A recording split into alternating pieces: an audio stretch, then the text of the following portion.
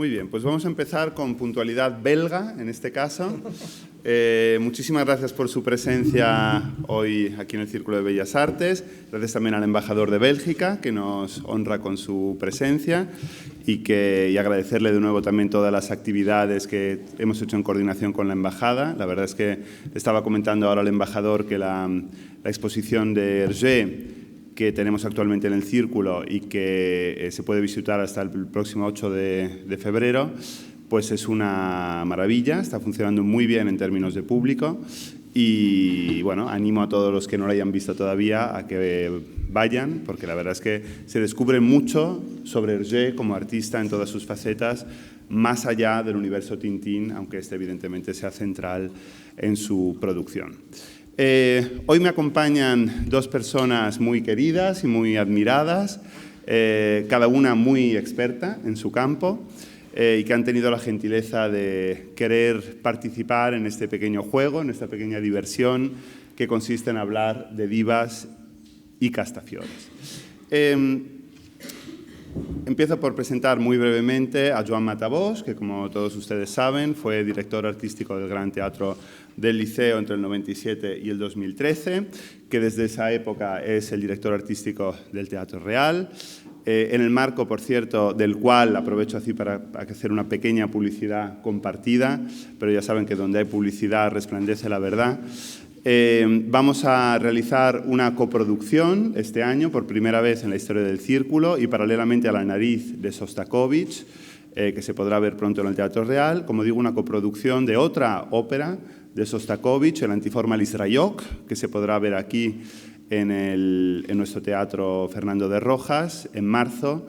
Estén muy atentos porque va a ser un acontecimiento nacido, por cierto, de la sugerencia y de la intuición de Joan Matabós, y gracias al Teatro Real también por esta colaboración. Bueno, Joan además ha hecho pues una carrera musical, ¿no? Una carrera en piano, canto, armonía. Es además licenciado en Ciencias de la Información por la UAB, por la Universidad Autónoma de Barcelona, y tiene una cantidad de reconocimientos, títulos, etcétera, que la verdad es que voy a omitir porque si no estaríamos aquí todo el rato. Y sería demasiado divo, no queremos que se le suba a la cabeza. Y la otra diva o semidiva, habría que decir superheroína, quizás debido a su trayectoria, es Elisa McCausland, que como todos ustedes saben es escritora, investigadora de la Universidad Complutense de Madrid, una gran analista de la cultura popular desde la óptica feminista. Entre sus libros destaca, creo yo, Wonder Woman, ¿no? El feminismo como superpoder, si no me equivoco, que es un libro extraordinario, muy querido para mí, por cierto, porque mi hija se llama Diana, con lo cual ahí hay toda una lógica también detrás.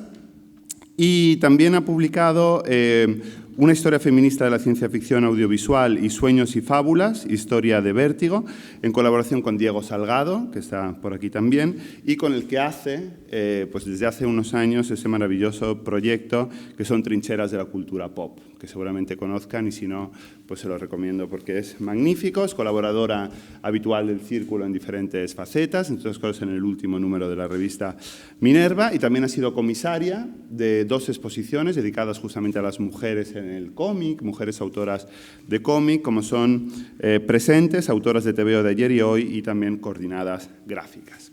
Muy bien, pues entonces, como ven, tenemos a 2 grandes expertos en el mundo de la ópera y el mundo del cómic para hablar, para empezar, de este personaje tan interesante, el ruiseñor milanés, la Castafiore, que nace, podríamos decir artísticamente, en el año 39 en el cetro de Ottokar, que tiene una importancia pues grande en los álbumes de Tintín, aparecen 10 de ellos, y uno de ellos, el de las joyas de la Castafiore, dedicado a ella como protagonista, quizás sea una, además de las obras cumbre de todas las series de los 24 episodios de Hergé.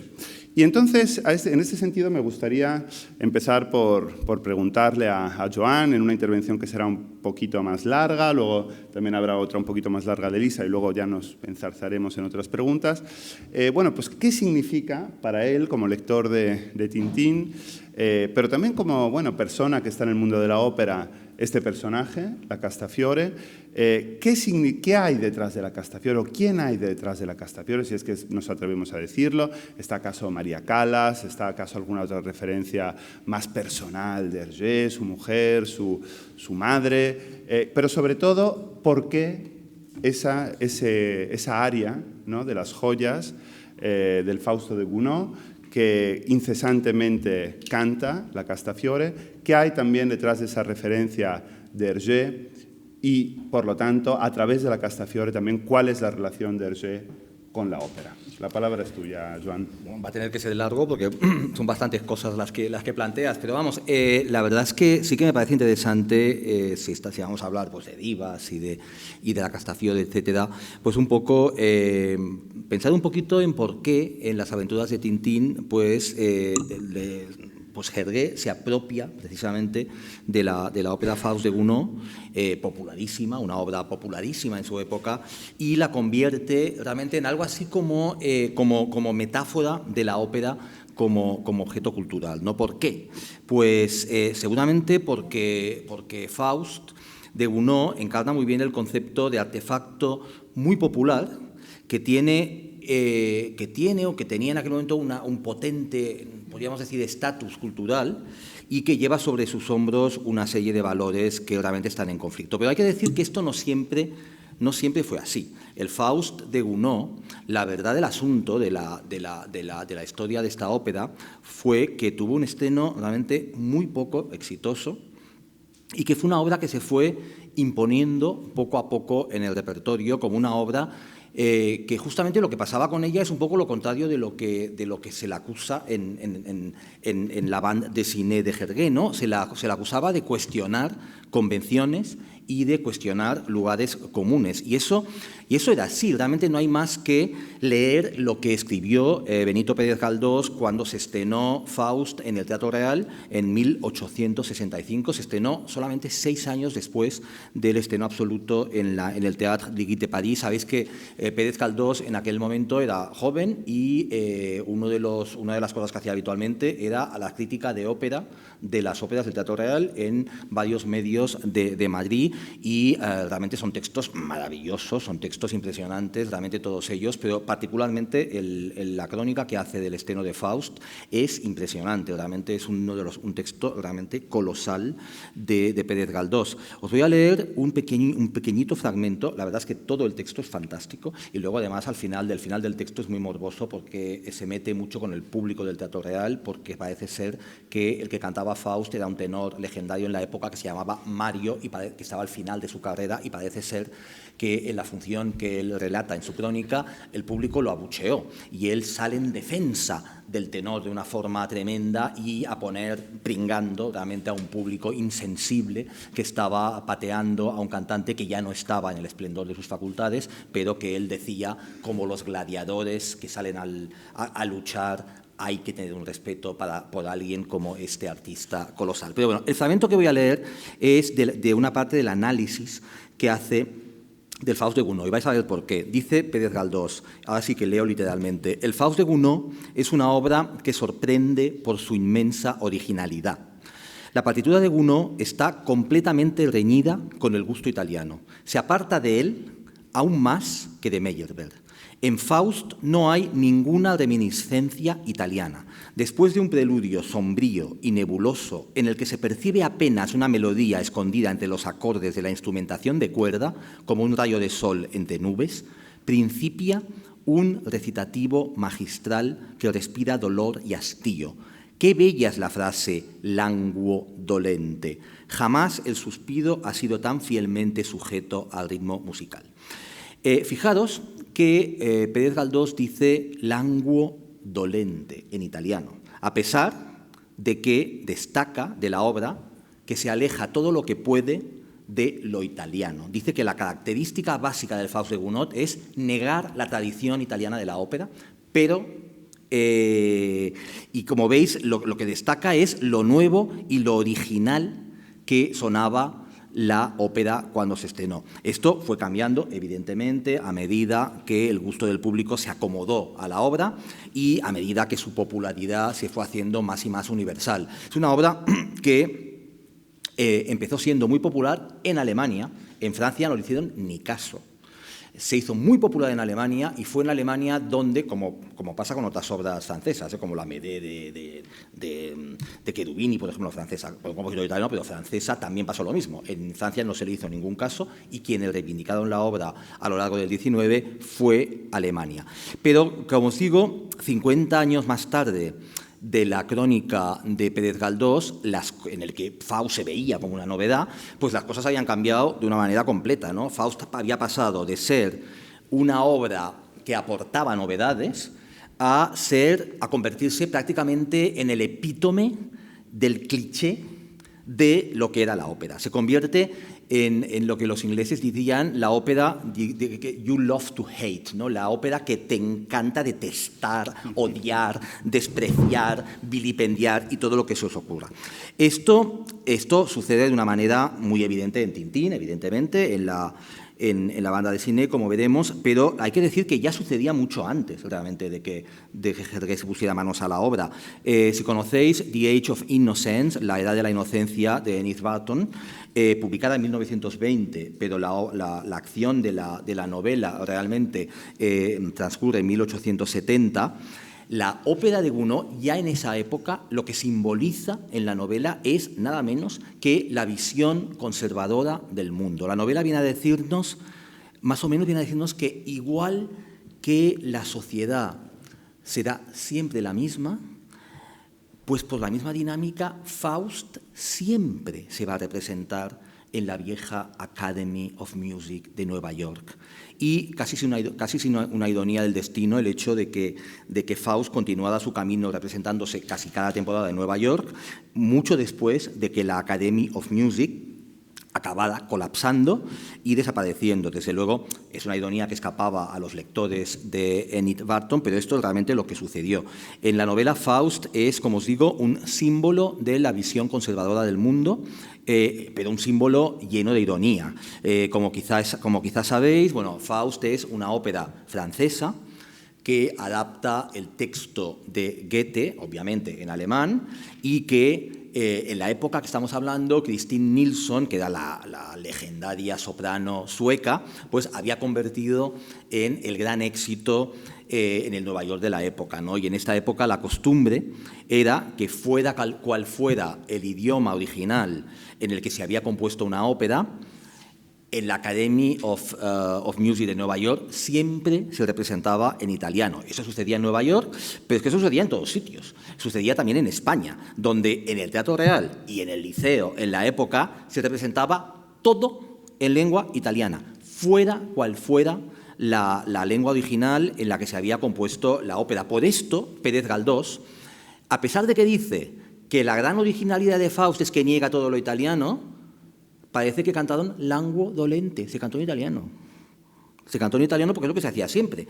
Y la ópera francesa de Gounod pues estrenó en Madrid en italiano, igual que en Nueva York, y a raíz de eso, ahí entenderéis la frase maravillosa, divertidísima de Edith Barton, hilarante, que no me resisto a reproducir cuando dice en la novela: una inalterable y jamás cuestionada ley del mundo musical exigía que el texto alemán de las óperas francesas, cantadas por artistas suecas, se tradujera al italiano para mejor comprensión de públicos de habla inglesa.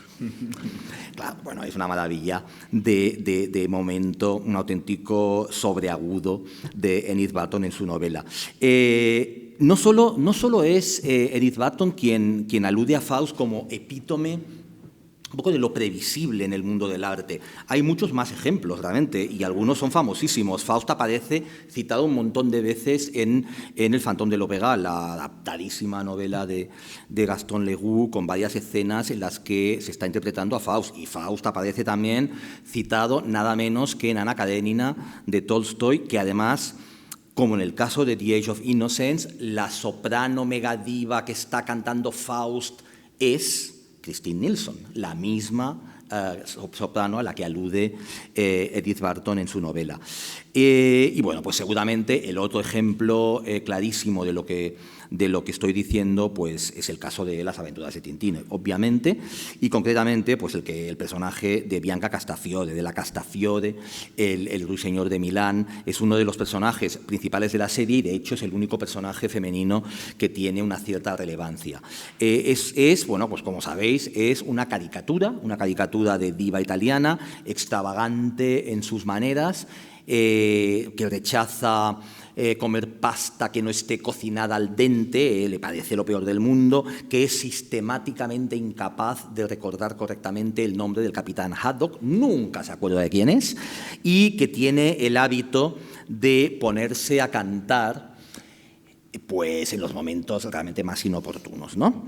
Y lo que es importante aquí es lo que canta, porque por mucho que aparezcan, la verdad es que en Tintín aparecen mencionados muchos compositores, pero realmente la Castafiore de hecho canta una única aria, ¿no? Que es el aria de las joyas de Faust. Eso sí, la canta hasta dejar extenuados a todos los que la rodean, que ya no pueden más de escucharle cantar lo mismo. Esto es un poco como lo de Bernard Shaw, ¿no? Bernard Shaw explica que está harto de Faust también, como Tintín y como el capitán Haddock, porque parece que ha visto Faust en Londres 95 veces a lo largo de 15 años. Parece realmente el sufriente capitán Haddock, que parece que no puede escapar del Faust de Gounod por mucho que viaje al fin del mundo a ver si así logra deshacerse de él.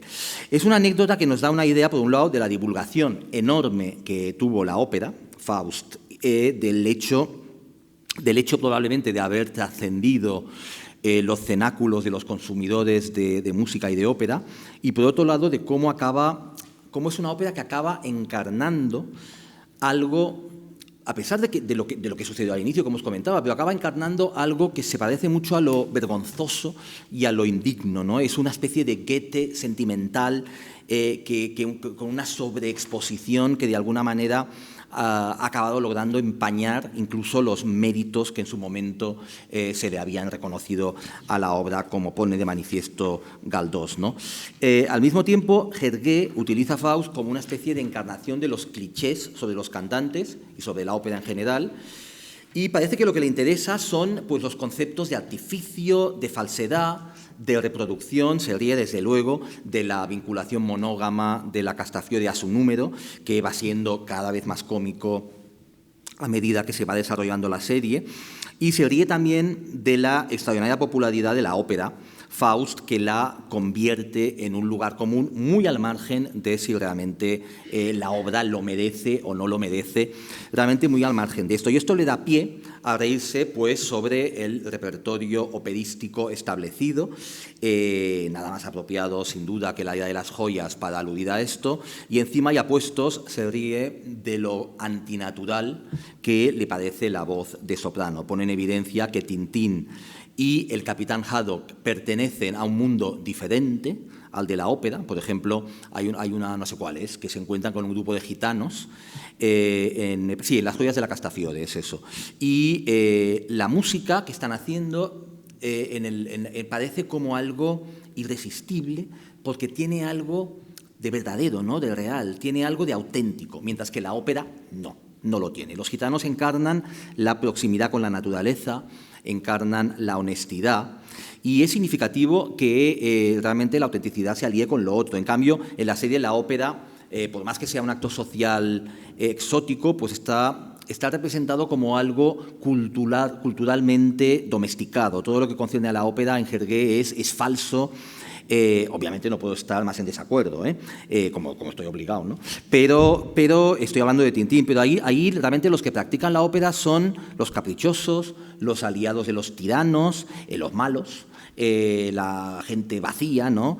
No tanto yo creo que porque Hergé represente a la ópera como algo frívolo o irrelevante. Yo creo que para él, en el fondo, la ópera tiene una especie hay algo positivo ahí, algo mefistofélico que realmente le atrae mucho. El alegato yo creo que no es tanto como la ópera como forma de arte, sino que es más bien contra la petrificación del repertorio operístico, contra todo lo que tiene este repertorio de homogéneo, de objeto cultural fastidiosamente idéntico en todo el mundo y de irritantemente predecible. Y, por cierto, en eso yo creo que sí que ya nos podemos empezar a entender y a conceder a Hergé al menos una cierta razón en su propio planteamiento, ¿no? Hay una acusación de vana superficialidad en el hecho de que la Castafiore repita a cada momento y vuelva otra vez y una otra vez sobre lo mismo, sirve para simbolizar lo estrecho del repertorio, que los mismos títulos sean imposibles de eludir hasta un punto que casi llega a lo hilarante, ¿no? Castafiore cantando Faust no es que sea antinatural, es más que esto, se encuentra literalmente fuera del orden natural de las cosas, ¿no? La erupción en escena de la Castafiore es el anuncio de una catástrofe, o de hecho no solo eso, es más, es una catástrofe en sí misma, ¿no? Escucharla cantar es una experiencia violentamente desagradable, ¿no? La verdad es que no sé en cuál está esto, pero hay una escena que me encanta, que es el sueño del capitán Haddock sobre la Castafiore, ¿no?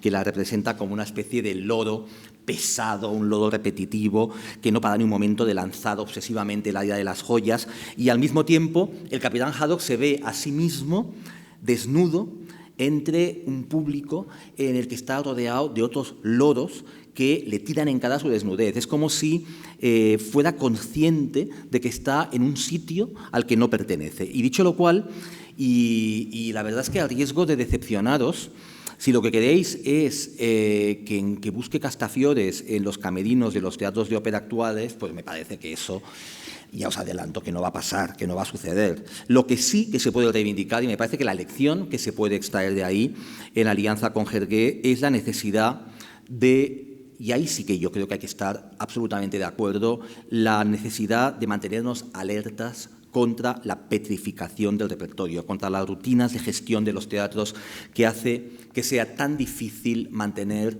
un ambiente de creación, que es lo fundamental en un teatro. En eso sí que creo que sigue siendo de actualidad, y al menos para mí la ironía de Tintín es que de alguna manera, al menos en esos temas, lo que dice realmente sigue siendo muy pertinente. Pues sí, efectivamente, Joan, estoy de acuerdo contigo. Fijaos que he rescatado aquí una entrevista que Hergé le hizo a Numa Sadoul, en la que dijo: la ópera me aburre y lo confieso con pesar, incluso a veces me hace reír, ¿no? O sea, es decir, odio, risa, pero al mismo tiempo pesar porque la ópera le provoque eso, porque seguramente, como dice Joan, lo que echaba de menos era una no rigidificación del canon y experimentar otras cosas, ¿no? También se ha hablado mucho sobre la rivalidad, de algún modo, ¿no? Con Jacob, su colaborador, amigo, enemigo, que no solo era barítono y un gran amante de la ópera, sino que llegó al punto de titular sus memorias, donde justamente relataba, ¿no?, su vida como dibujante y su principal obra en solitario, que eran las historietas de Blake y Mortimer, la tituló justamente Un opéra en papier, es decir, una ópera de papel, casi reivindicando el hecho de que sus propias historietas eran una ópera, ¿no? De tal modo que en esa crítica general a la ópera también puede haber un guiño a esa rivalidad con el que fue su colaborador, pero al mismo tiempo, en cierto modo, su rival. Y de todas maneras, desde esa época a la actualidad, las cosas han cambiado mucho. Quiero decir, en el momento en el que Hergé compone Las aventuras de Tintín, realmente me parece que la acusación de petrificación del repertorio es que es legítima, es que no se podía aguantar. Es que estábamos hablando de un repertorio que se limitaba a una serie muy, muy, muy reducida de títulos, evidentemente que no solo Faust, pero no os creáis, Faust y unos cuantos más, pero realmente la acusación tenía realmente todo el sentido. Me parece que hoy en día, evidentemente, esto no es así. Claro. Quiero decir, esto realmente ha cambiado mucho y no tenéis más que ver la temporada incluso del Teatro Real, ¿no? De las 17 óperas que se van a hacer esta temporada, 9 son estreno en el Teatro Real. Y ahí no cuento el Antifona y el Radioc, que si la contamos, no la cuento porque no quería entrar en la discusión de si es una ópera o no es una ópera, por lo tanto no la cuento, pero si la contamos es una más. Muy bien. Por lo tanto, realmente esto ha cambiado, el 53% del repertorio es nuevo. Esto no tiene nada que ver con una petificación del repertorio, eso es una renovación drástica, radical y muy valiente realmente de lo que entendemos por repertorio operístico. Elisa, bueno, hemos visto un poco Hergé y la ópera, la Castafiore y Hergé. Nos gustaría un poco que nos contaras ahora un poco sobre ópera y cómic, la diva y el cómic. Okay. Tú eres una experta en superheroínas, has dicho en alguna entrevista que efectivamente Wonder Woman como referente cultural, pues de algún modo cambió tus coordenadas intelectuales, que fue algo decisivo, un personaje decisivo para ti. Y en ese sentido quería preguntarte, dado que estamos con la Castafiore, si puedes mencionar muy brevemente cómo encuadrarías tú a la Castafiore como personaje de cómic, ¿no? Como una diva. Seguramente no es una antiheroína, porque Joan decía con razón que muchas veces su canto y su presencia genera problemas y fricciones, pero también muchas otras veces ayuda a Tintín y al Capitán Haddock, les esconde, les sonsaca. Por ejemplo, recuerdo una escena, creo que es el Affaire Tournesol, sonsaca los planes de los malos para que así se pueda desbaratar. Es una secundaria carismática. Es una secundaria carismática. Entonces, bueno, si pudieras un poco, partiendo de la Castafiore o de donde tú quieras, hablar de esta relación entre diva, ópera y cómic. Bueno, sobre todo muchísimas gracias por esta oportunidad y este encuentro, y escuchar a Joan ha sido apasionante y en gran medida creo que está relacionado con lo que me preguntas y que tiene que ver también con esa relación de la ópera y el cómic, porque estamos hablando de, digamos, a día de hoy podríamos hablar de cultura transmedia, pero sí hubo una época en la que esa codificación entre alta y baja cultura se hacía claramente, ¿no? Y me parecía que, bueno, que dado que Wonder Woman me acompaña desde mi más tierna infancia, en gran medida gracias a mi progenitora, a mi madre, Tintín también me acompaña por la filiación de mi madre, diría incluso obsesión con Tintín y con Hergé. Y aunque yo leí los cómics desde muy pequeña, sí es cierto que tanto a mi hermana como a mí lo que nos marcó especialmente fue el audiovisual, es decir, las aventuras de Tintín en animación. Y en los cómics lees los cómics, entonces digamos que esa machacona de «Oh, María, te vi tan bella en el cristal», nosotros llegamos a machacar a toda la familia con el VHS. Y entonces para nosotras la Castafiore tenía voz oída, y en ese sentido también de sátira machacona, un poco también como son también los VHS de animación de cuando eres más pequeña. Y entonces en ese sentido pues estaba un poco dándole esa vuelta también a cómo entendemos y comprendemos la cultura popular y todo lo que tiene que ver también con cómo llega a nuestro propio código, ¿no? Y cómo todo lo pop, también en lo cinematográfico, y ese concepto de la diva, seguro, bueno, en lo que es mi código fuente está muy presente. Y en el sentido también de que las divas tienen mucho de divinidades en la tierra. Preparando esta sesión me comentaba Valerio que esa idea de la diva como algo así, como una especie de sacerdotisa que sobre el escenario invoca algún tipo de momento, ¿no?, de cambio, de trascendencia, yo lo veo evidente, y creo que es algo que popularizó en gran medida bueno, todo el desarrollo del concepto de la diva a partir de María Callas, y luego de cómo todo ello. Ya llegó desde el country a todo lo que ya podemos entender más como la diva pop, y como eso también tiene, sin duda, a día de hoy, ahora, con esta nueva ola de lo que tiene que ver también con lo superheroico, a partir digamos, de este boom del audiovisual, pues lo vemos también en esa clave, ¿no? Pero me interesa sobre todo en ese sentido de invocación de conceptos trascendentes a partir de la performance. Y eso también tiene mucho que ver con la superheroína, pero también con esta idea de la diva y en lo que a mí me gusta también analizar, que es la diva pop. Y digamos que las superheroínas tienen mucho de divas, y las divas también tienen mucho de superheroicas, sin duda, y desde luego creo que también de feministas, sobre todo con cómo ha evolucionado el término a día de hoy, ¿no? Porque esto no lo hemos comentado, pero la diva siempre ha tenido una semántica tirando a negativa. Es decir, ahí tiene que ver con un carácter y con una manera también de presentarse sobre el escenario y en sociedad. Y digamos que han sido las divas del pop las que de una década, podríamos decir un poquito más hacia acá, se han hecho con ese concepto en un sentido de no tanto bossy como boss, que le gusta decir a Beyoncé. No es que sea especialmente mandona y pejillera, sino que soy la jefa, ¿no? Entonces, y aquí, por lo tanto, este es mi espacio. Y así reivindicado, ¿no? Y esto me parecía curioso. Me comentabas y preguntabas por la relación de cómic y ópera. Y es curioso porque, haciendo un poco de repaso, tenemos un cómic muy reciente dedicado a la Callas, que se llama Yo soy María Callas, de Vanna Vinci, además editado el año pasado por Planeta, y también a un autor que a mí me gusta especialmente, un dibujante, P. Craig Russell, que se ha, digamos, volcado en la traslación a cómic, en la adaptación de óperas. Pero en lo que tiene que ver con la superheroína es curioso, porque también preparando la sesión me comentabas, es interesante, pero a la vez podríamos decir, si sintomático, que siempre son más mujeres que hombres, ¿no? Las que tienen algún tipo de poder con proyección de la voz.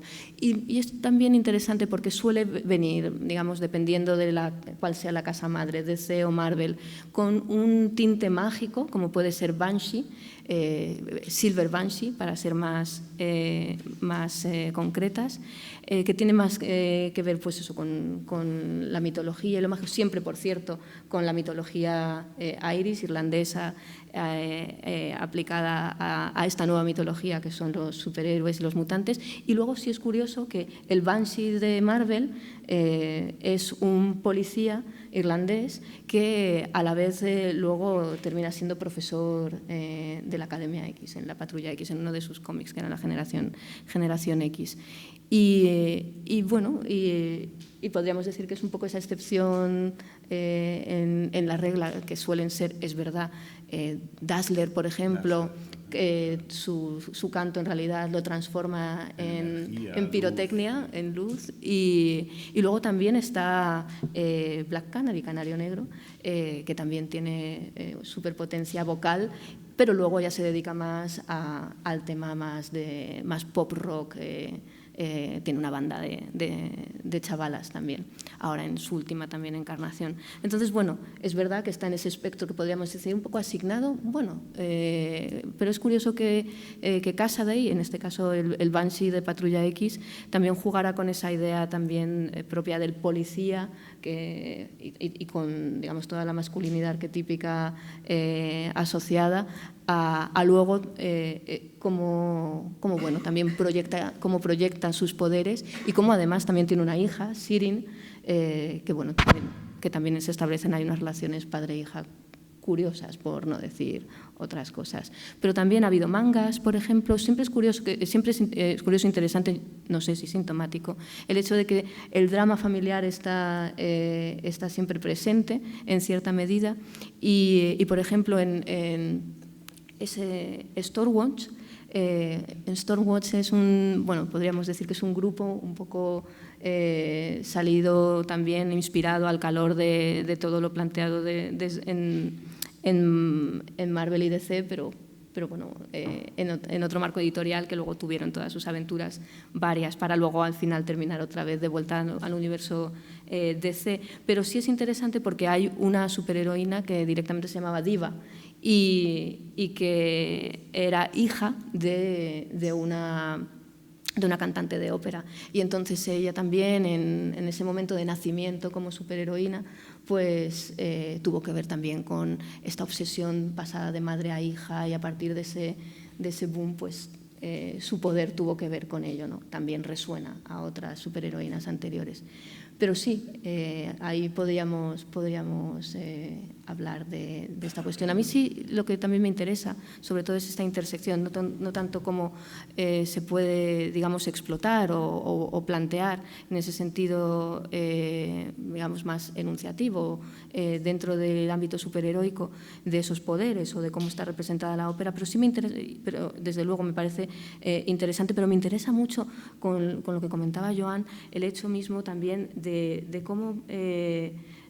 cómo se plantea la creatividad en el ámbito de la cultura y de la cultura popular, y de qué entendemos también por cultura popular. Y me acordaba de la película El Gran Showman, protagonizada por Hugh Jackman, donde se habla precisamente, el personaje protagonista es Peter Barnum, digamos, el diseñador de lo que entendemos hoy en día por el circo, en esos momentos de eclosión de cultura popular que es el nacimiento, finales del XIX, principios del XX, ¿no? Y cómo además él tiene esa obsesión por la legitimación de todo aquello creativo que se está dando en el ámbito popular, pero necesita esa legitimación que le da la ópera, y en este caso a la cantante de ópera que él está intentando contratar y seducir. Y la propia cantante de ópera, que también es de una extracción humilde, está hablando también tanto de qué se hace sobre el escenario y de qué se hace en la pista. Es decir, cómo se invoca ese verdadero momento sublime, sagrado, y esa creatividad que aúna a todas las voluntades, ¿no? Y todo el sentido también de creativo y de inspiración. Y eso me interesaba también en clave digamos, de cultura popular, cómic y ópera, y sería un poco a lo mejor devolverle la pelota a Joan, porque creo que ahí hay un tema bastante interesante que tratar. Claro, de hecho, y luego iremos a la cuestión también del feminismo que ha salido, ¿no? de la cuestión de la mujer en Hergé y quizá también en el mundo de la ópera, eso ya veremos, pero sería interesante saber si hay ejemplos de colaboración entre ópera y cómic a nivel de escenografía, porque si el cómic es hoy en día pues un arte con todos los... digamos, las letras, ¿no? Ahora mismo, bueno, en el CCCB de Barcelona se acaba de inaugurar esa exposición sobre artistas de cómic españolas, nosotros tenemos aquí Hergé, Caixa Forum ha hecho una exposición de cómic, o sea, no hay nadie que discuta eso. Cuando Hergé se preguntaba hace 60 años, ¿llegará el cómic alguna vez a ser una forma de arte reconocida como la pintura, la escultura, etcétera? Desde luego, hoy en día ya nadie duda de que es así, ¿no? Entonces, yo no conozco... pero seguramente existan, ejemplos de colaboración entre la ópera y el cómic, dos artes procedentes aparentemente de contextos muy semejantes, una trivializada y malentendida y despreciada muchas veces como altísima cultura excluyente, y otra también trivializada y banalizada como baja cultura y mero entretenimiento. No olvidemos ahora con el bono cultural, por ejemplo, del Ministerio para jóvenes, y eso ha ocurrido en Francia también. Muchos decían, se lo van a gastar en cómics, ¿no? Como si eso fuera algo incompatible con la cultura. ¿No sería interesante experimentar formas posibles de colaboración que acercaran el cómic a nivel escenográfico o de otro tipo, o de libreto incluso, a la ópera? O a lo mejor ya existe y yo me estoy columpiando. No, yo creo que no conozco un caso claro de colaboración entre el cómic y la ópera, pero lo que pasa es que realmente lo que acaba pasando es que el tema, la escenografía en un espectáculo operístico está cumpliendo una función que no es realmente la exhibición del arte del escenógrafo por sí mismo, está cumpliendo una función dramatúrgica y realmente es instrumental, es decir, está realmente siendo utilizada para formar parte de lo que es el discurso dramatúrgico, que obviamente está en función de lo que la obra exprese. Entonces, realmente lo que acaba pasando, hubo una época en que había una importante colaboración entre el mundo de la pintura y el mundo de la escenografía, pero eso se ha acabado diluyendo precisamente un poco porque la pintura absorbe realmente la atención del espectador de manera que totalmente excesiva, deja poco espacio para que tengas la sensación de una cosa realmente instrumental en función de algo. De alguna forma acaba siendo algo demasiado acabado, demasiado que tiene sentido por sí mismo como para que realmente pueda formar parte. Pero hay excepciones, evidentemente, ¿eh? O sea, hay casos en los que realmente esto es así o podría ser así. Yo me puedo imaginar que puede haber perfectamente una determinada dramaturgia de una determinada ópera que pueda explicar la ópera como si fuese una bande dessinée realmente, que fuese como el código a través del que se puede explicar una obra. No sé, no es que conozca ningún caso así, pero ¿por qué no explicar Così fan tutte así? Probablemente podría ser posible. Hay un caso de un pintor alemán que era Georg Immelsdorf, que hizo en su momento en el Festival de Salzburgo, hace ya bastantes años, él no es que fuese, él era un pintor de pintura realmente de vanguardia tal, pero sí que tenía un lado de homenaje realmente al cómic muy importante en su producción y realmente en su puesta en escena, que realmente era una puesta en escena de un director de escena que se llamaba Peter Musbach, pero en este caso realmente lo que hacía Peter Musbach era de alguna manera entregarle el escenario a Immelsdorf para que de alguna forma convirtiera, en este caso era Rex Progress de Stravinsky, que obviamente es un caso perfecto para algo así, en una especie de, como si fuesen viñetas, y explicaba realmente la obra a través de esto con la estética de Immelsdorf. Un poco lo que había hecho también David Hockney en el Festival de Glyndebourne y que, por cierto, fue una producción que se vio en Madrid en el Teatro de la Zarzuela hace algunos años. Yendo un poco al elefante en la habitación, porque muchos que no sé si los que han venido, pero muchos que nos estén escuchando pues desde la retransmisión, quizá pues se pregunten por un tema del que se ha hablado, ¿no? Que es la teóricamente misoginia de Hergé, ¿no? Extrapolada a partir de un hecho incontestable, y es la escasez de mujeres en sus cómics, ¿no? Como antes había dicho también Joan, prácticamente la Castafiore es el único personaje más o menos recurrente, aparece en 10 de los 24 cómics. La segunda más recurrente es su criada Irma, que aparece en 4. Pero es que si vamos al diccionario Tintín, el diccionario Hergé de personajes, de los 120 personajes de Tintín, solo 7 son mujeres. Y en otra obra que recoge todos los nombres mencionados en los cómics de Tintín, hay 320 nombres, de los cuales solo 13 son mujeres, es decir, un 4%. Es un dato bastante llamativo, así como lo es el hecho de que todas estas recurrencias de personajes, con la única excepción de Martina, que es el personaje de la secretaria de la Galerie Fourcade en el nunca publicado Tintín y el arte alfa, que es una mujer de la propia edad de Tintín, y lo más parecido quizá a una mujer atractiva, incluso en algunos momentos femme fatale en la producción de Hergé y de Tintín. Todas las demás son mujeres de cierta edad, con profesiones relativamente pues de baja consideración, salvo la Castafiore, porque tenemos secretarias, regentas, doras de pensiones, pues mujeres ¿no? Mrs. Snowball o la mujer de Tapioca, etcétera, etcétera. Con lo cual, no parece haber habido una atención de Hergé, hacia las mujeres, al menos en las aventuras de Tintín. Hay muchas teorías al respecto, pues la procedencia del movimiento Scout, él mismo tiene algunas declaraciones donde dice amo demasiado a las mujeres como para caricaturizarlas, en fin, como preguntas. Bueno, probablemente sea aventurado y osado y excesivo hablar de una misoginia en Hergé, me parece fuera de lugar, pero ¿a qué se debe esta escasez de mujeres en tu opinión? No sé si has reflexionado al respecto, si puede tener algún otro paralelismo, algún otro referente.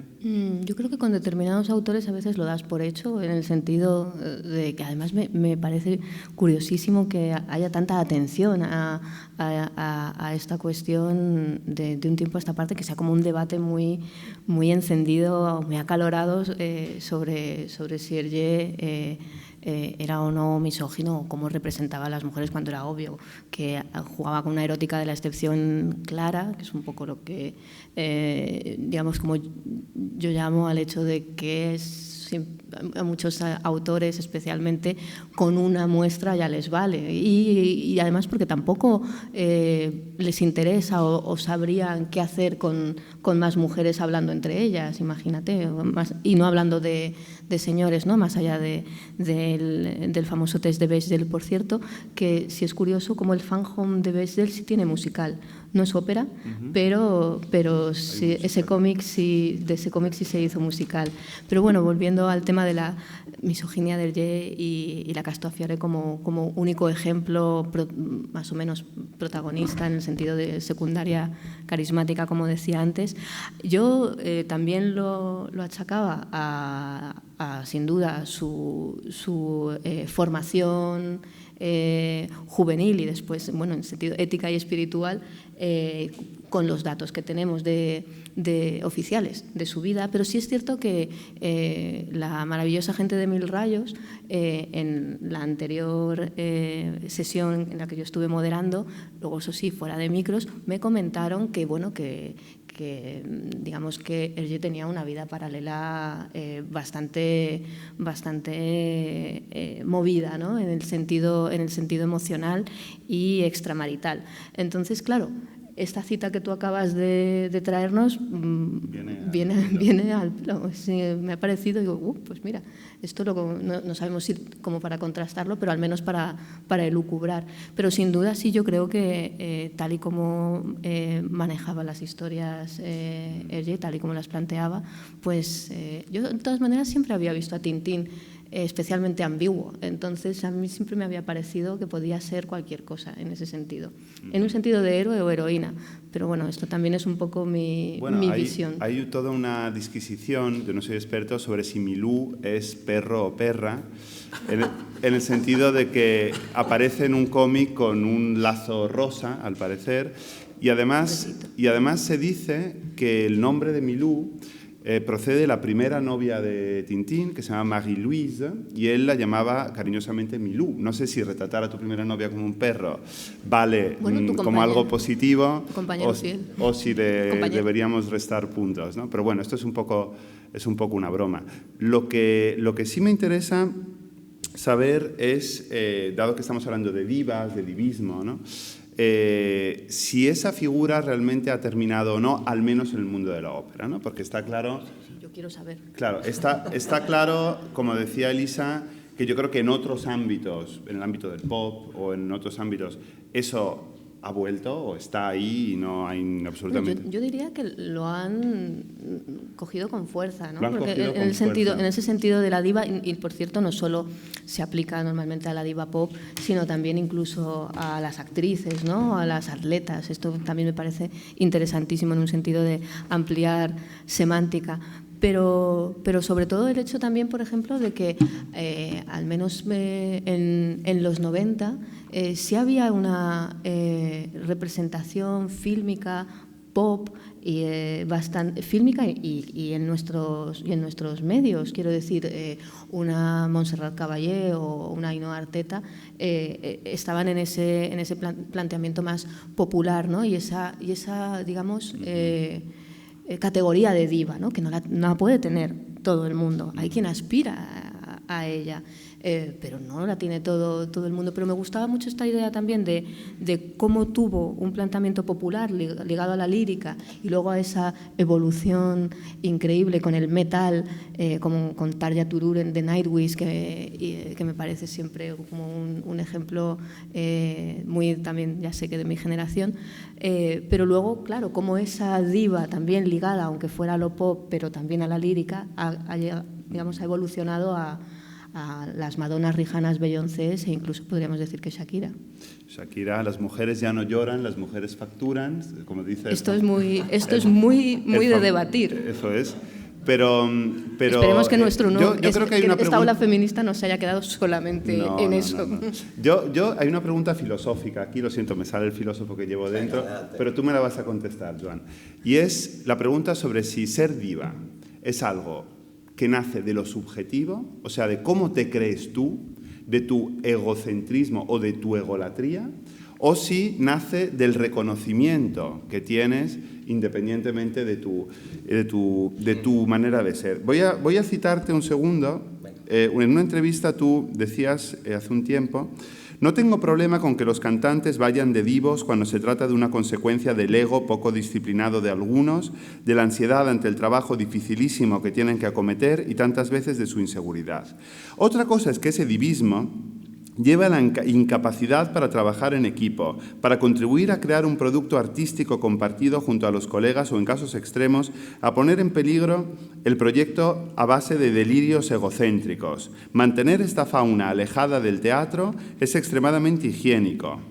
Y decías: afortunadamente ya casi se ha extinguido la generación de los cantantes que tendían a funcionar con esa mentalidad. ¿Te reafirmas en tus palabras? Pero con todas las sílabas. Lo que pasa es que a mí me parece que cuando se habla de divos o de divas, el problema es que no sabes muy bien si es un piropo o un insulto, ¿no? Porque, pues en parte, pues una diva pues es algo como que, yo qué sé, como que merece homenaje y merece, pues, un respeto reverencial porque está como fuera del mundo, etcétera. Pero por otro lado, pues es una calificación que tiene también, pues, todas esas connotaciones negativas que estamos diciendo, ¿no? De egocentrismo, de que todo tiene que estar alrededor de ella, de que el carácter normalmente, pues, es un carácter tremendo, ¿no? Asocial, seguramente.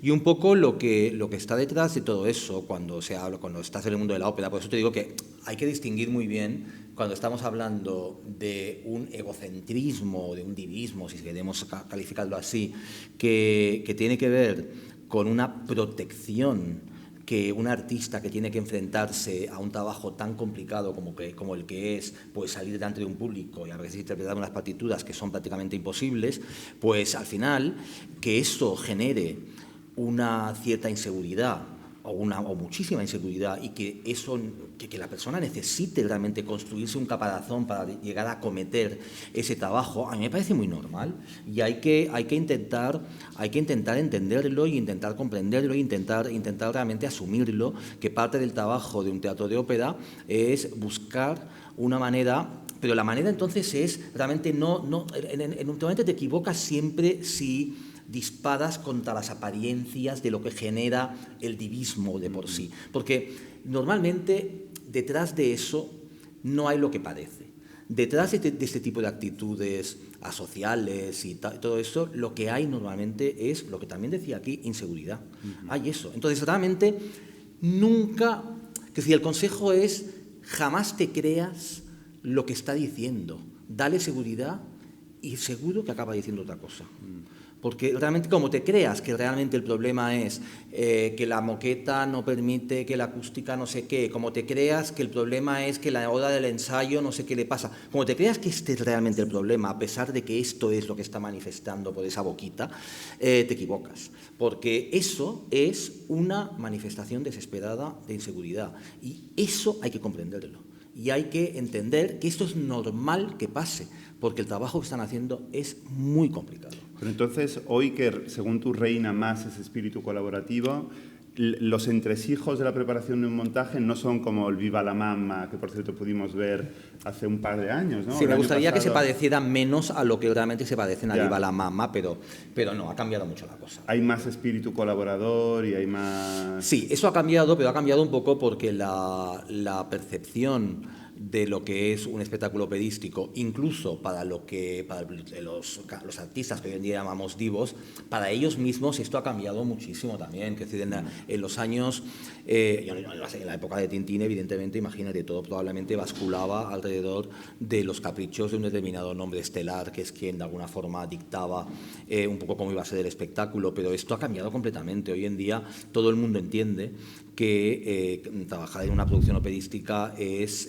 trabajar en un espectáculo de conjunto, en el que las individualidades está bien que estén y en algunos casos son absolutamente imprescindibles. No puedes pretender programar, no sé, Norma y que no haya individualidades, es que no hay ópera.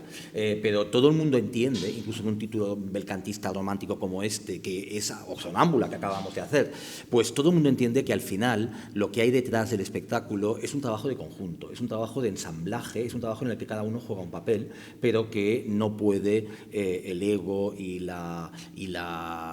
el egocentrismo de uno o de una no puede realmente acabar imponiéndose sobre todo lo demás, porque entonces realmente lo que no hay es espectáculo. Yo creo que esto hoy en día me parece que lo entiende perfectamente todo el mundo, y es una lucha de los teatros todavía, evidentemente, pues imponer periodos de ensayos suficientemente extensos como para que precisamente se esté creando un trabajo que no sea una suma de individualidades, sino que haya ahí una relación, una tensión entre los personajes, un trabajo realmente teatral que vaya mucho más allá de lo que es la exhibición vocal portentosa de una voz prodigiosa y una técnica asombrosa y una tesitura y alguien con una tesitura descomunal, que eso está muy bien, pero que eso pues es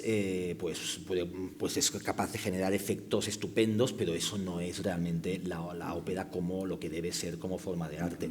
Pero esto es así. Claro, hay títulos que permiten más un tipo de aproximación más divista que otros. Que si tú haces una obra belcantista romántica y tienes pues una diva, pues de alguna manera el espectáculo se te va a aguantar a pesar de que no exista ese trabajo de conjunto. No va a ser un buen espectáculo y hay que huir de él. Pero bueno, de alguna forma, ese tipo de repertorio probablemente admite más una aproximación de este tipo. Pero si tú estás haciendo, por ejemplo, Arabella de Strauss, que es lo que estamos ensayando y a punto de estrenar en el Teatro Real, y juegas la carta de que te vaya a salvar la noche una diva, pues va fresco.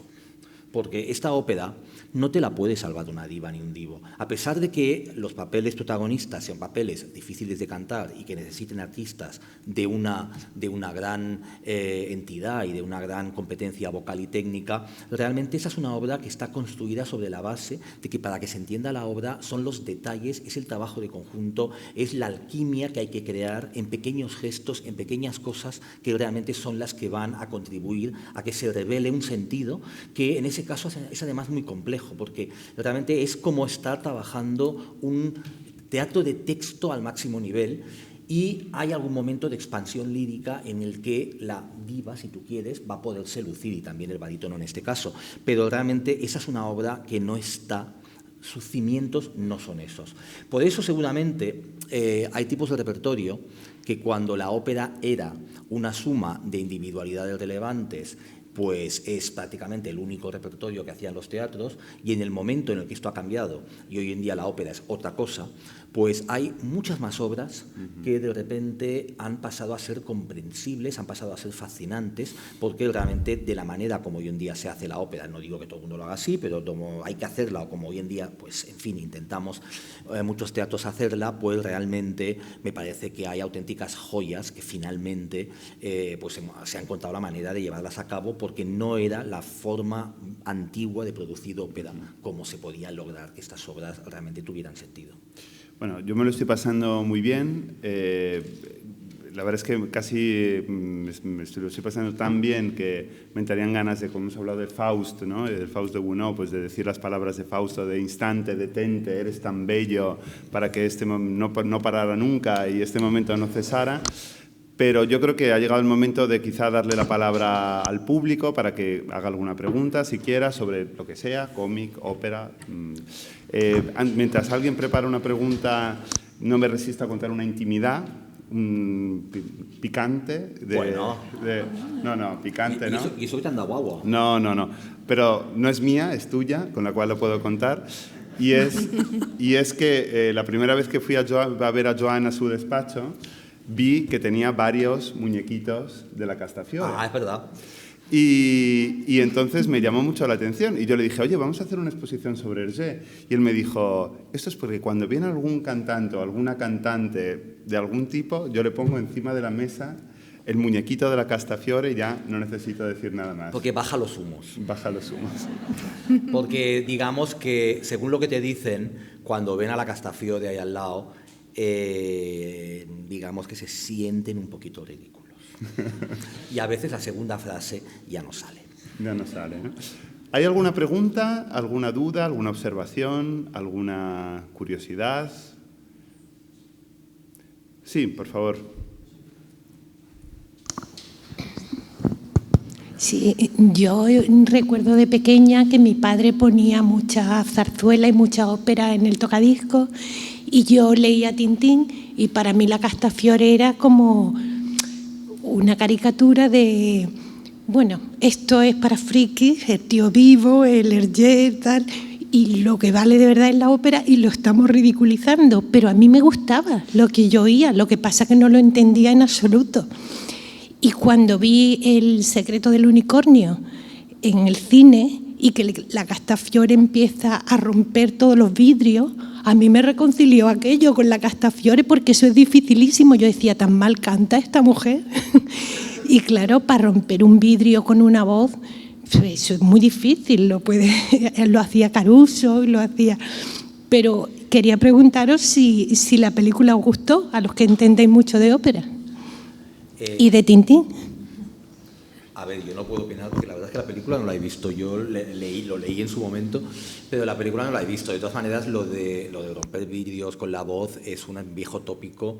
Yo no he visto nunca que nadie rompa nada con la voz. Supongo que hay frecuencias muy agudas. Bueno, tengo aquí a Dani, que es músico y probablemente nos puede ilustrar más. Venga, ¿cómo se hace para romper un vídeo con una voz? Yo tampoco lo he visto nunca, pero entiendo que... Ay, perdón. Yo verlo nunca lo he visto, pero entiendo que hay una frecuencia muy arriba que lo permite. No sé si algún flautín o alguna de estas cosas ahí arriba. Probablemente. ¿Perdón? No hay más sumac. No, yo nunca he visto nada de esto, pero es verdad que hay algunas de ellas que bueno, hemos tenido ahora a Nadine Sierra con sus sobreagudos que bien podría ser un buen ejemplo de ello, pero... De todas formas, si nos queremos poner así ya, en fin, serios, la verdad es que, en cualquier caso, la frecuencia agudísima para poder romper un vidrio en ningún caso sería una cantante con la tesitura de la Marguerite de Faust de Gounod, porque aquello no es una soprano ligera, es una soprano que en el momento justo de la Área de las Joyas hace falta un cierto virtuosismo, pero la nota máxima que hace es un do, pues, en fin, es un agudo que una soprano lírico spinto, que es lo que necesita. La Margarita se hacía para una soprano lírica pura, realmente. Pero en el tercer acto, realmente el problema es que necesita, en un área que casi siempre se corta, porque justamente es un área que necesita de un registro mucho más dramático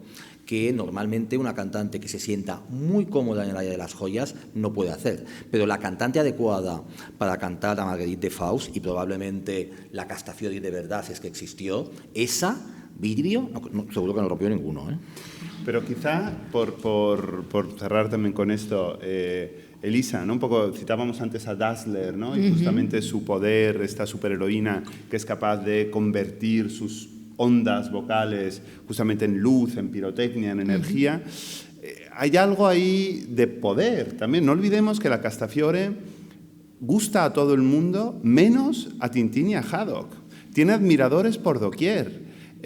O sea, como decíamos antes, los que no están situados, los que se sienten fuera de lugar, son justamente, bueno, y Milú también, ¿no?, que huye despavorido, pero son ellos tres.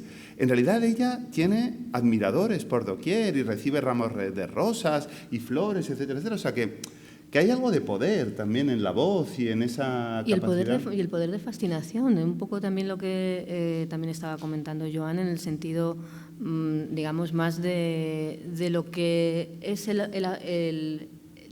la propia personalidad y luego lo que es el contexto, ¿no? Y estamos en una época en la que, digamos, lo que lee la esfera pública también es interesante e importante. Y la imagen, ya no solo el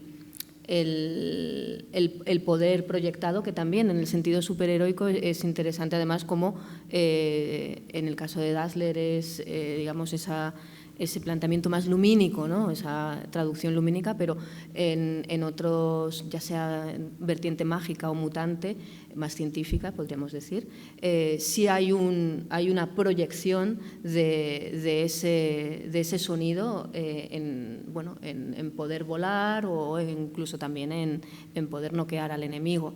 Pero en lo que tiene que ver con la seducción, creo que tiene mucha relación con nuestros tiempos, en el sentido también de esa evolución que yo había citado antes y que relaciono con digamos, ese poder de seducción y convencimiento que tienen las divas del pop. Y tenía ahí además una relación no solo de las de ahora, que también, porque creo que hay quien ha girado un poco, como decía antes, es Beyoncé y compañía, más que nada porque ella sí lo planteó como algo de lo que hacer suyo y que es muy del feminismo de esta ola, ¿no?, de decir, perdona, me estás diciendo esto, no lo hago mío y lo planteo y lo devuelvo en positivo. Pero es curioso porque, por ejemplo, una Dolly Parton nunca le ha gustado, justo por esta cuestión, digamos, por esta semántica negativa, que la llamarán la diva del country, mientras que desde Barbara Streisand, Donna Summer, Grace Jones, que a mí esto me encantaba también reivindicarla como diva, hasta las más recientes, ¿no?, pues como decía Rihanna, Beyoncé, o podríamos discutir Shakira en su última aparición. Pero eso ya da para mucha literatura. Pero es muy interesante también por eso mismo, ¿no?, porque hay ahora mismo también en el propio planteamiento de imagen y ya no diría incluso más en lo performativo que en la propia canción, quiero decir, porque como bien comentaba también una colega, si vas a hacer determinadas cosas, haz hitazo, pero también estamos en los tiempos en los que estamos. Un tiempo muy acelerado, que los hitazos van por semanas, ¿no?, y por happenings casi de hashtag de la mañana, la tarde o la noche. Entonces, bueno, creo que ahí hay un tema también bastante interesante que pensar, repensar y problematizar. Y por eso yo tenía también esa curiosidad en el mundo de la lírica, porque dentro de lo que cabe sí sigue siendo más, podríamos decir, más lateral en el ámbito de lo popular a día de hoy, o al menos yo lo percibo de esa manera. Y haciendo un poco el repaso, yo estaba fascinada con todas aquellas en los 70 y que luego tuvieron una película en principios de los 80, Diva, que estaban fascinadas con el misterio y con la idea además de que en ningún momento se las grabara. Y esto me parece genial también, porque creo que en una época de hiperexposición tenemos que volver al misterio y esto me parecía maravilloso. Yo no sé si la diferencia un poco entre el tipo de divas que estás hablando tú, Beyoncé, etcétera, y en el mundo de la ópera tiene que ver mucho con que al final en las divas un poco pop que estás diciendo, realmente el objetivo último del espectáculo es ellas como espectáculo, digamos. Claro, en el mundo de la ópera la cosa es que es un poquito más matizada, ¿no?, porque al final la ópera pues, es un arte en el que hay una serie de elementos, pero hay realmente pues, la literatura del texto del libreto, la música, la orquesta, pero hay recitales el coro. también. Sí, en los recitales ahí sí. En los conciertos sin duda estaríamos en una situación más pareja, pero claro, el problema en la ópera lo que pasa es que es verdad que el canto en la ópera es un elemento crucial, evidentemente, es un elemento básico, pero al final es realmente instrumental, quiero decir, está en función de, no es el objetivo último, quiero decir, es verdad que es una tentación muy grande El canto tiene pues, un atractivo tan enorme, tan fascinante, que puede convertirse para algunos en finalidad misma, ya no en ingrediente imprescindible para construir el producto. Por lo tanto, pero en la ópera lo cierto es que el canto es imprescindible, evidentemente, en la ópera, pero no es la ópera misma, es uno de esos ingredientes fundamentales, pero hay otros también, y todo tiene que estar al final en función de una voluntad expresiva global, que al final es lo importante. Entonces, claro, el concepto de divismo, que de alguna forma niega el ponerse en función de nada, porque eres el centro de todo, porque para eso eres una diva o un divo, pues se da un poquito de patadas con lo que estoy diciendo. Entonces, realmente, bueno, pues en el mundo de la ópera esto es un poco complicado, ¿no? Necesitas gente de una personalidad arrolladora, pero que en el momento de construir el producto sean capaces de poner esta personalidad arrolladora en función de un producto que necesariamente va a tener que integrar otros egos y que al final, para que sea un buen espectáculo, el producto final realmente no puede ser solo una exhibición de estos egos, tiene que ser, realmente tiene que estar en función de lo que la obra esté expresando. Y ellos son un ingrediente importantísimo, pero no el objetivo final.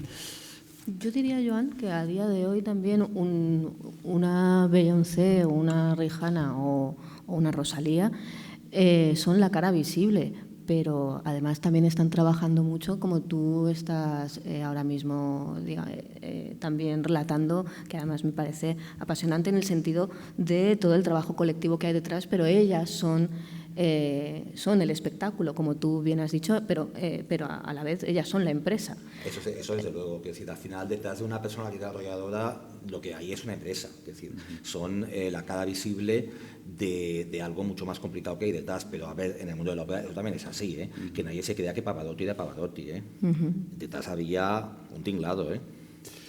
Bueno, próximamente más. Hay una pregunta muy rápida. Perfecto, sí, muy rápida, que contestamos con rapidez. Sí, hola, buenas tardes. Solamente quería preguntar si el propio Joan lo ha dicho, ¿no? Si al hablar de divo, de diva, es algo que se considera algo positivo o algo negativo, ¿no? Incluso en tu definición en el último momento tiendes más a lo negativo que a lo positivo. ¿Siempre ha sido así o el personaje de la Castafiori tiene algo que ver con ese cambio de perspectiva respecto a lo que es un divo o una diva?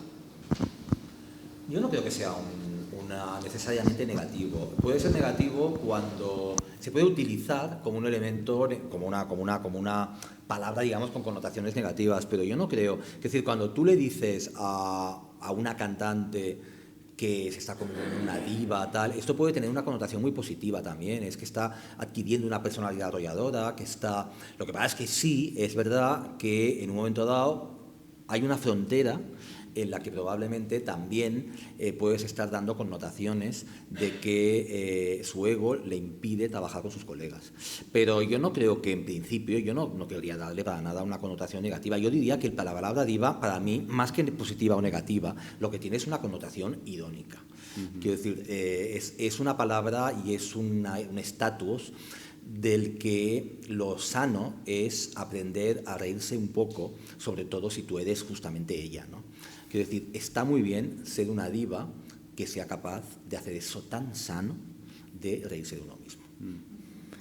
A mí me encanta también la idea de que diva venga de divinidad. Claro, divina. Y como vuelvo otra vez a plantear sobre el escenario esa invocación de la diosa o de las diosas en plural, también me parece una idea y una imagen muy bella, y sobre todo porque eso ocurre. Ese es también el milagro, si podemos utilizar esta palabra, de lo que ocurre sobre el escenario, y que en gran medida tiene que ver con una coreografía de voluntades, sin duda, pero también hay, por así decirlo, una conductora en ciertos momentos que te llevan a otra parte. Es así, no voy a negarlo. Vamos, acabamos de hacer La Sonámbula en el Teatro Real, que es la ópera más de diva que se pueda llegar a soñar. Es la obra que hizo Vincenzo Bellini en honor de Giuditta Pasta, que era la mega diva del momento. Además, se lo hizo como un vestido a la medida. Y obviamente que necesitas a una diva Pero luego también Nadine Sierra y Jessica Pratt son lo suficientemente inteligentes como para jugar a hacer la diva que necesariamente necesitas para que un título de este tipo se mantenga en pie y al mismo tiempo formar parte de un espectáculo de conjunto estupendo en el que ellas destacan, porque es que ¿cómo no vas a destacar si te acabas cantando un Elan Jinjo con escalas cromáticas y sobreagudos estratosféricos? Pero claro que se te hunde el teatro, ¿cómo no va a ser así si lo haces bien? Pero me parece que quien fue a ver La Sonámbula se dio cuenta de que no solo era eso, que había un intento de explicar la obra, que había un conjunto de cantantes, todos ellos de muy buen nivel, que la estaban arropando y que la estaban, y buenos tenores colosales que eran tan, bueno, que además tienen de hecho para Pasta y para Rubini, que era el tenor también de moda de la época, por tanto divos en este caso en plural. Pero me parece que no es incompatible, me parece que no es incompatible y realmente puedes tener esa diva divina que realmente tiene algo que ver con la divinidad y cuando oyes cantar artistas de este nivel realmente te parece que eso no es humano, te lo parece, pero al mismo tiempo me parece que la ópera, si está bien hecha, a pesar de que esto ya sea mucho, tiene que ser todavía mucho más que eso. Pues para comprobarlo in situ, todo lo que os he hablado aquí, que ha sido mucho y que daría para más, pero también, pues, han sido ustedes muy amables quedándose tanto tiempo. Hay que ir al Teatro Real, hay que estar muy atentos a trincheras de la cultura pop. Por supuesto, hay que ir a ver la exposición de Hergé hasta el 18 de febrero. Antes he dicho 8, es 18 de febrero. Y sobre todo hay que venir a este tipo de encuentros que acompañan a nuestras exposiciones y que nos permiten profundizar, reflexionar y, por qué no, divertirnos, porque hoy yo creo que lo hemos pasado muy bien alrededor de estos temas. Muchas gracias a todos.